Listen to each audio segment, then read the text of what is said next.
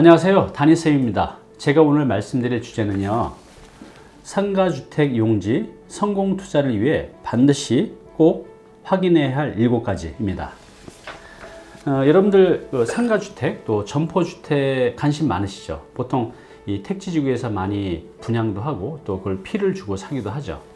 자, 그런데 투자를 해서 우리가 좋은 결과를 내야 되는데 오히려 안 좋은 결과를 내는 경우도 굉장히 많이 있습니다. 자, 그래서 오늘은 택지지구에 또 LH공사나 지자체가 분양하는 이런 상가주택 용지를 투자하기 전에 반드시 알아야 될 7가지에 대해서 말씀을 드리도록 하겠습니다. 상가주택 또 점포주택 용지에 대해서 관심이 있으신 분들은 오늘 영상 놓치지 마세요. 자, 보시기 전에 구독, 좋아요 부탁드리겠습니다. 네, 상담을 하다 보면 일주일에 한 분 정도는 택지지구에 있는 점포주택 또는 상가주택 용지를 분양받아서 오신 분들이 있습니다. 그런데 이분들이 굉장히 기대에 차서 오는데 수익률을 계산해 보면요, 2% 정도밖에 안 되는 경우도 많이 있습니다. 그리고 다 지어놨는데 또 임대가 안 나가는 경우도 있고, 제법 큰 돈을 들여서 이런 투자를 한 건데 수익률도 안 되고 공실로 되는 경우도 이제 허다하게 있거든요. 이 점포주택 또 상가주택을 투자할 때는요, 반드시 이제 주의를 해야 됩니다. 2016년 6월에 영종 하늘도시 이 점포주택 용지 경쟁률이요, 9,200대 1이었습니다. 이런 것들이 9,000대 1의 경쟁을 뚫고 당첨된 분들은 정말 대박이어야 되는데 사실 대박이 아니라 쪽박인 경우도 많이 있어요. 판교 신도시 정말 좋잖아요. 여기 그 상가주택 수익률이 평균 2.8% 정도밖에 안 됩니다. 또 동탄 1신도시 역시도 한 3% 정도밖에 안 되거든요. 여러분들 2%대, 3% 정도 되는 거 갖고 만족하시겠어요? 좋은 수익률이 아니죠. 그런데 놀랍게도 많은 분들이 이런 이제 수익률을 계산하지 않고 투자를 해서 낭패를 보는 경우가 많이 있습니다. 자, 그래서 오늘은요, 이런 상가주택 투자를 할 때 반드시 체크해서 성공해야 될 이제 7가지 요소가 있어요. 제가 그것을 오늘 하나씩 알려드리겠습니다. 자, 그럼 지금부터 보시겠습니다. 네, 첫 번째는요, 바로 건폐율과 용적률입니다. 자, 건폐율과 용적률은 여러분들 어때요? 이게 정확히 이해가 되시나요? 뭐 쉽게 해서 건폐율은 내가 만약에 100평에 건폐율이 60이면 60평까지만 이 바닥 면적을 쓸 수 있다는 겁니다. 그리고 용적률은 건물의 이제 높이를 이제 제한을 하는 거거든요. 즉, 이 건폐율과 용적률은 건물의 크기와 규모를 결정하는 중요한 이제 변수이죠. 그런데 이렇게 투자하시는 분들 보면 이 건폐율과 용적률이 얼마가 되는지도 모르고 투자하시는 분들이 제법 많이 계세요. 이거 꼭 확인하셔야 됩니다. 그리고 각 지역마다 이게 모두 다르다는 거죠. 여기 보시면 지금 뭐 고양, 삼성, 김포, 성남, 수원, 용인부터 이 택지지구에 있는 건폐율과 용적률이 있는데요. 여기 보시면 용적률이 어디는 180%고 어디는 150%고 어디는 160%고 모두 다르다는 거죠.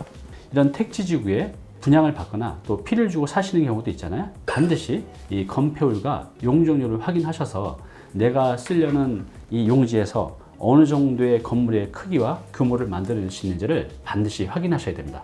네, 두 번째는요, 건물의 용도입니다.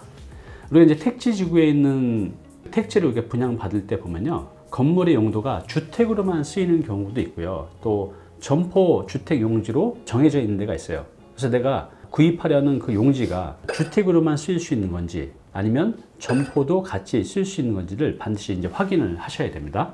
네, 세 번째는요, 건물의 층수입니다. 건물의 층수. 여러분, 이 다가구 주택은 원래 3계층까지 가능하거든요. 그리고 이제 1층에 근생을 넣으면 뭐 4계층이든 5계층이든 지을 수가 있어요. 이 도심 내 주거 지역에서는. 그런데요, 택지 지구에서는 이런 건물의 층수가 제한이 되어 있습니다. 자, 여기 보시면 고양 삼성은 4계층, 그 다음에 성남 판교는 3층, 또 용인 강교는 4층, 이렇게 각 택지 지구별로 층수에 대한 제한이 있다는 거죠. 우리가 이제 기본적으로 다가구 주택은 3계층에 근생 넣어서 4계층으로 지어야지, 이게 안 될 수도 있다는 겁니다. 점포주택 1층 포함해서 어디는 이제 3계층까지만 지어질 수도 있기 때문에 여러분들이 택지지구에서 땅을 분양을 받거나 또 피를 주고 구입하실 때는 반드시 사전에 여기는 몇 계층까지 지어질 수 있는지를 반드시 확인하셔야 됩니다. 자, 네 번째는요, 가구수 제한입니다. 가구수 제한. 원래 이 다가구 주택은요, 건축법상 19가구까지 짓도록 돼 있거든요. 그래서 우리가 그냥 구도심에서는 19가구까지 내 마음대로 지으면 돼요. 그런데 이런 택지지구에서는 제한이 있어요. 내 마음대로 막 여러 가지 지을 수 있는 게 아니라 정해진 대로만 이제 해야 됩니다. 여기 보시면 뭐 김포 한강은 5가구 이하, 성남 판교는 3가구 이하 이렇게 돼 있어요.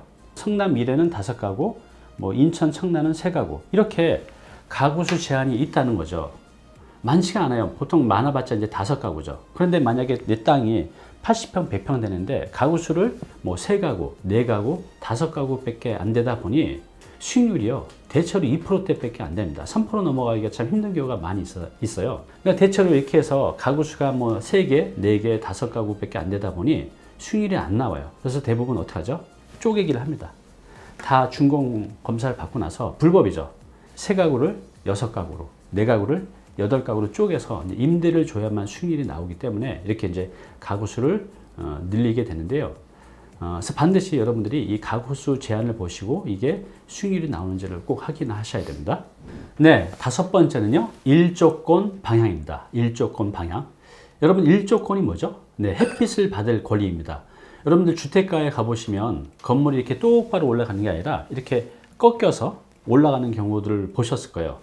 만약에 이제 이쪽에 해가 하면 이쪽 집은 이 해를 받을 권리가 있어요. 그래서 건물이 이렇게 똑바로 지어지면 이쪽 집 때문에 이쪽이 햇빛을 못 받을 거 아니에요. 그래서 건물이 이렇게 꺾여서 올라가는 것도 이제 보실 수가 있을 거예요. 이것을 이제 일조권 사선 제한이라고 하는데 보통 이제 주택가에서는 일조권을 이제 북쪽으로 받아요. 그래서 여러분들 주택을 지을 때 북쪽에 도로를 낀 땅이 좋다는 말 들어보셨죠? 네. 이제 일반적으로는 그래요. 북쪽에 도로를 낀 땅이 좋은데 이 택지구에서는 이게 딱 그렇지 않습니다. 다 달라요. 자, 여기 보시면 고양 삼성은 남쪽으로 북쪽이 아니라 남쪽으로 일조권 사선 제한을 받고요. 김포 한강 신도시는 북쪽으로 받아요.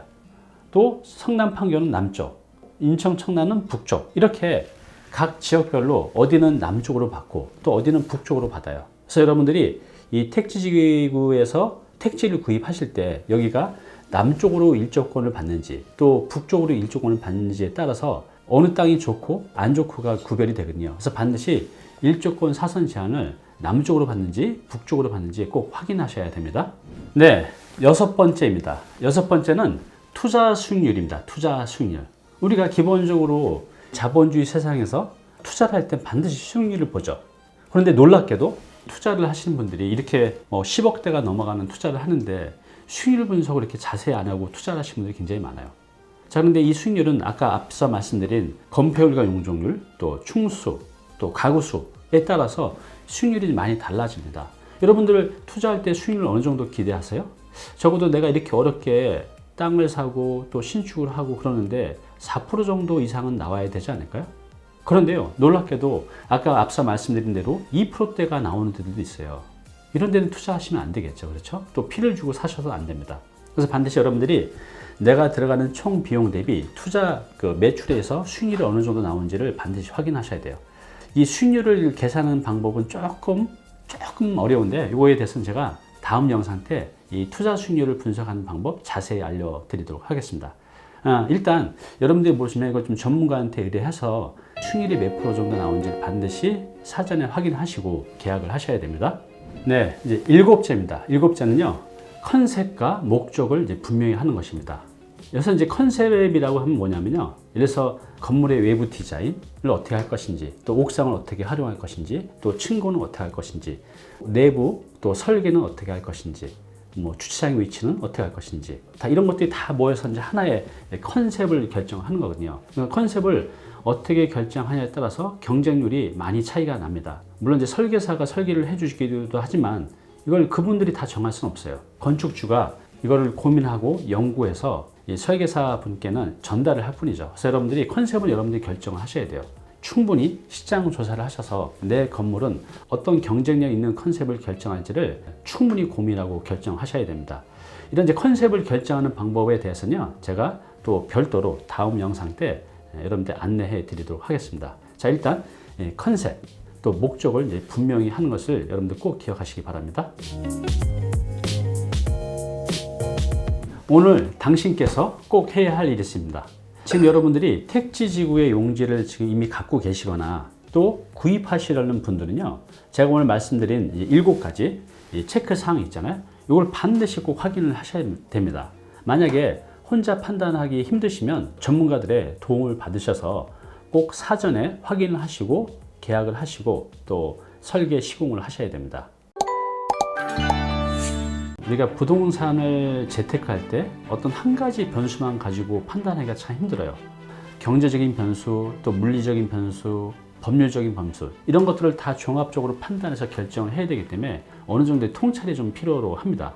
근데 일반인들이 이런 지식이 없으시기 때문에 판단하기가 참 어려워요. 그래서 반드시 여러분들이 중요한 결정을 하시기 전에는요, 전문가의 조언과 상담을 통해서 사전에 체크하고 확인하고 결정하셨으면 합니다. 앞으로도 부동산 재테크를 할 때 반드시 확인해야 될 사항에 대해서 제가 알기 쉽게 전달해 드리도록 하겠습니다. 감사합니다.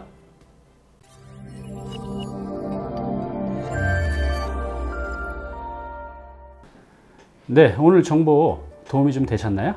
앞으로 이런 정보 계속 받아보실 분은요, 여기 구독 부탁드리고요. 그 다음에 오른쪽은 제가 추천한 영상입니다. 꼭 한번 보시기 바랍니다.